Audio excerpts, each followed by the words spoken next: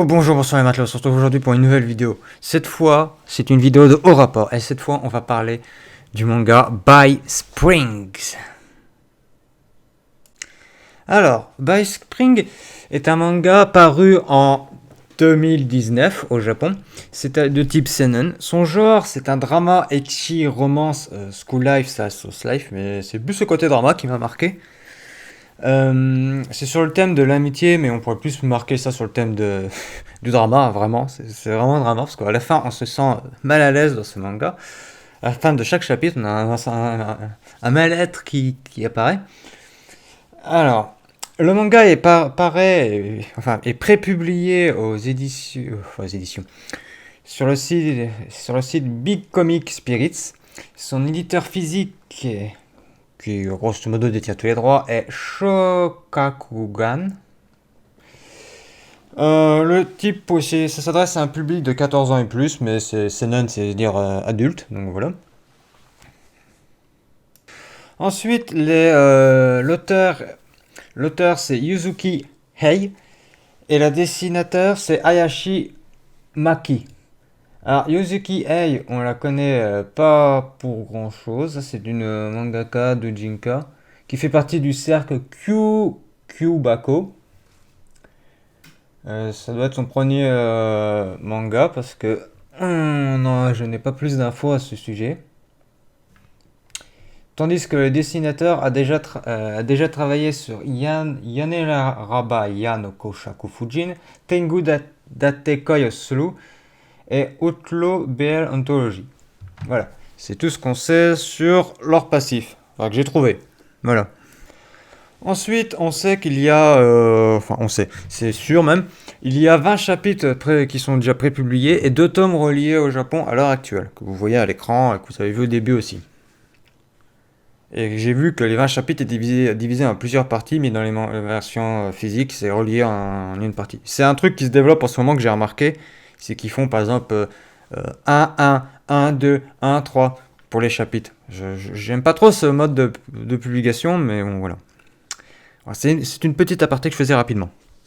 Alors, pour vous résumer l'histoire, on a Sota, c'est notre protagoniste, Sota, qui est un collégien sans argent, sans téléphone. En fait, il est pauvre. Il est vraiment pauvre, mais vraiment. Et il va faire la rencontre d'une lycéenne qui s'appelle Haru. Et cette lycéenne va lui faire une étonnante proposition quand elle verra qu'il n'a que 24 yens. Elle va dire, pour tes 24 yens, je te laisserai m'acheter.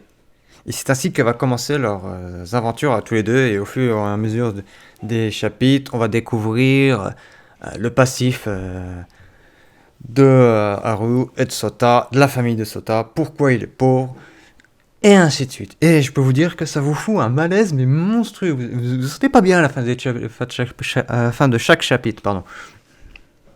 Sans compter qu'à la fin de chaque chapitre, vous avez ce sentiment, vous croyez en l'humanité, vous croyez à la bonté, donc vous êtes là à la fin de chaque chapitre, pourvu qu'il s'en sorte, pourvu que ça sorte. Donc vous avez un effet addictif que vous voulez savoir s'il va s'en sortir ou pas, donc vous continuez de suivre le manga.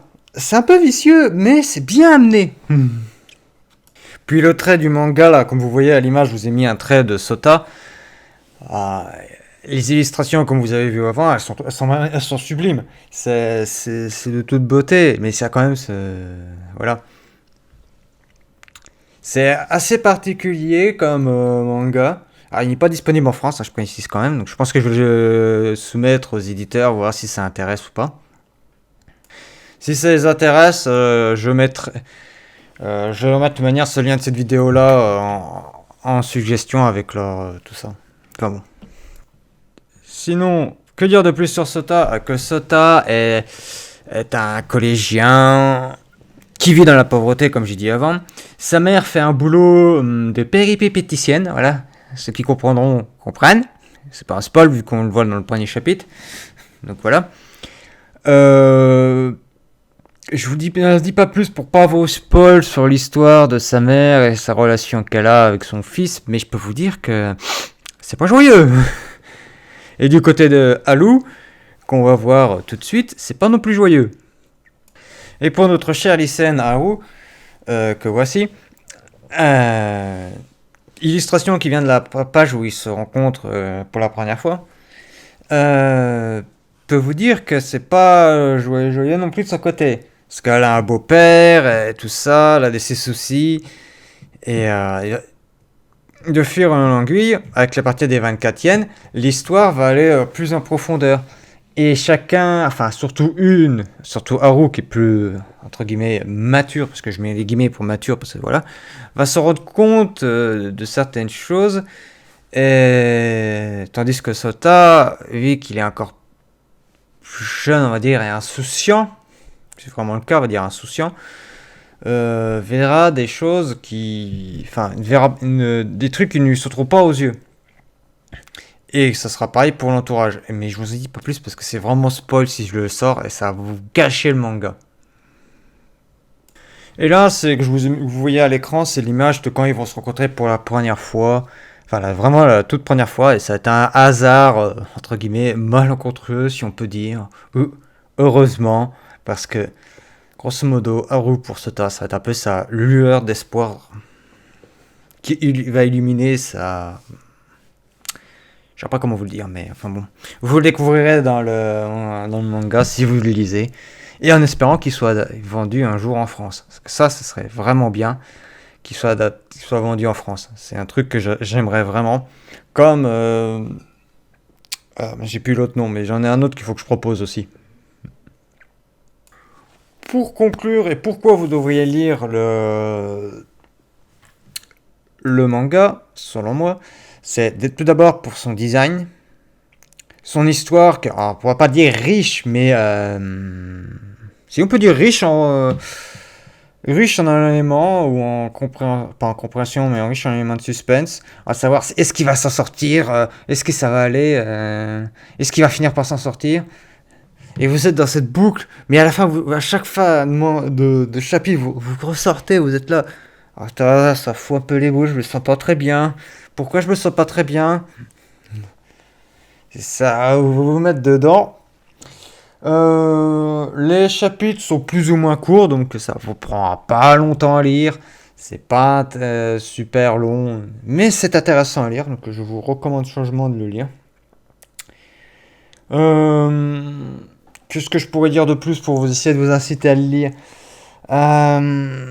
À part le design, il y a le côté, il y a le côté drama est très présent. Si vous aimez le drama, vous allez être servi.